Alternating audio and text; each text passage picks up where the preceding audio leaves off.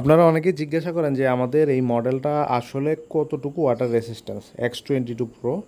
প্রথমে আমরাই নিয়ে আসছি বাংলাদেশে, তো চলেন একটা ওয়াটার টেস্ট করা যাক। এক বোতল পানি নিয়েছি, তো এটা একটু টেস্ট করে দেখি যে কতটুকু ওয়াটার রেসিস্ট্যান্স। উপরে নিচে খুব ভালোভাবে পানিটা দিয়ে নিচ্ছি যাতে কোনো জায়গা বাদ না থাকে। যদিও বা হাতে পড়া থাকলে আপনার ব্যাক সাইডটা সম্পূর্ণ সেফ থাকে, তারপরও আমরা কোনো জায়গা বাদ রাখবো না।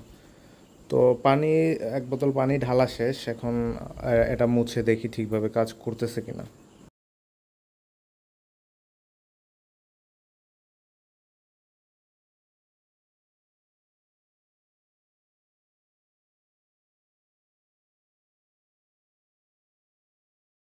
তো ওয়াচটা মুছে নিয়েছি, এখন ওয়াচটা আগের মতোই স্বাভাবিকভাবেই কাজ করতেছে।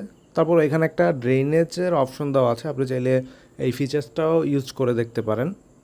যদিও বা এই ড্রেনেজের ফাংশনটা আপনার ঘড়িটা যদি বাই চান্স পানিতে ডুবে যায় সম্পূর্ণ, সেক্ষেত্রে এটা সিকিউরিটি পারপাস ইউজ করতে পারেন।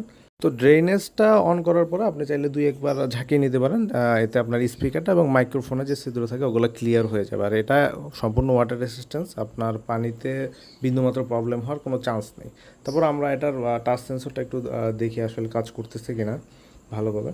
ক্রাউন হুইলটা খুব ভালোভাবে কাজ করতেছে, টাচ সেন্সরটাও কাজ করতেছে খুব ভালোভাবে, ফ্ল্যাশ লাইটটাও কিন্তু কাজ করতেছে। সো এই ওয়াচটা লং ব্যাটারি ব্যাকআপের সাথে ওয়াটার রেসিস্ট্যান্স এবং স্ক্র্যাচ প্রুফ